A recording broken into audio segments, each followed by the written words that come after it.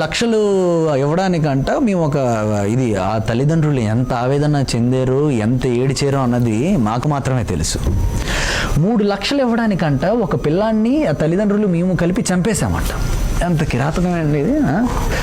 అంటే అలాంటి అవసరం కూడా, అలాంటి డైమెన్షన్లో కూడా ఆలోచించచ్చా అన్నట్టు అనిపించింది. ఏం జరిగింది అసలు ఇన్సిడెంట్? ఏం జరిగిందంటే ఒక అబ్బాయికి ఆరోగ్యానికి ఇబ్బంది అయిందనేసి వైజాగ్లో ఒక ఇన్ఫ్లుయెన్సర్ మాకు తెలియజేయడం జరిగింది. ఆ అబ్బాయి పేరు కూడా లోకల్ బాయ్ నాని.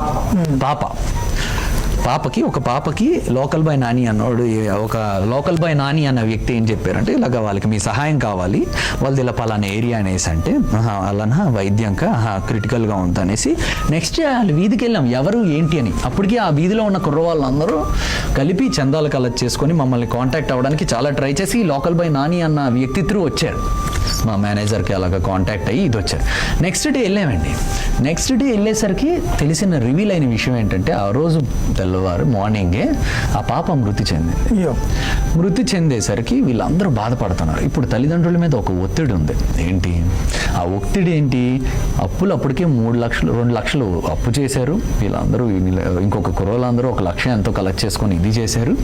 పాప బతికించుకోలేకపోయాం అనేసి ఒత్తిడైతే, అమ్మ మీరు అప్పు అయిందన్న దానికి మీరు బాధపడకండి.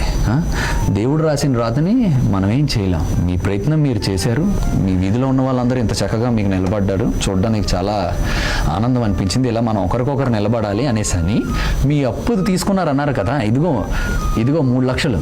మీరు ఆ 2 లక్షలు అప్పు తీసుకొని ఇంకొక 1 లక్షతో మీ వ్యాపారాన్ని ఇంకొంచెం అభివృద్ధి చేసుకోండి. ఇదిగో మీ పాప ఫోటో కూడా ఇక్కడే ఉంది, మీరు బాధపడకండి.